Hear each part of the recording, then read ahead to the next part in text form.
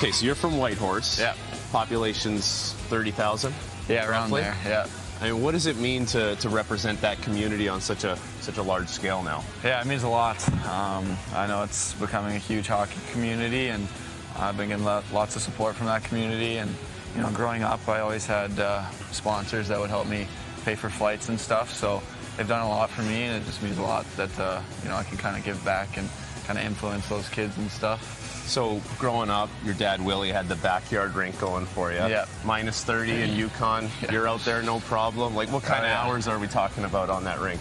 Yeah, well, I know my dad spent a lot of hours building that rink, so I know I kind of had to repay him by spending hours out on it. So, you know, I would spend an hour a day at least, probably every single day. You know, I'd go to school at 7 in the morning, then come home, hop right out there. Minus 30?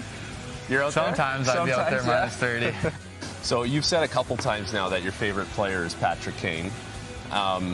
You know, I think there's been a shift, right, where young players have watched, you know, full games. Now you can get everything on YouTube, right? You grab the clips. What was your experience like? Are you watching Chicago in the playoffs, or are you seeking out the highlights on YouTube? Yeah, a bit of both. I was a huge Hawks fan growing up, so obviously they had their dynasty when it was around my time coming up, and obviously on YouTube I'd watch him every single day, and you know, you see all the highlights he had and stuff. It was pretty fun to watch.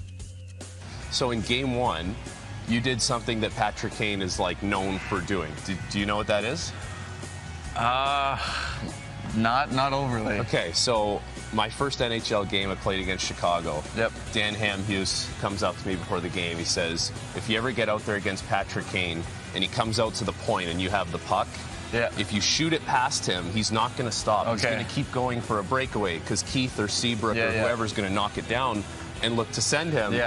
And your goal in game one, you went out to the point, the puck went down the wall, Weisblatt picks it off, and there you are for a breakaway. Do you know that that's a Patrick Kane thing? I could see it. He scored quite a few goals like that. So, yeah, I think Weisblatt, he kind of knew he was going to make that play to me, so it was a good goal.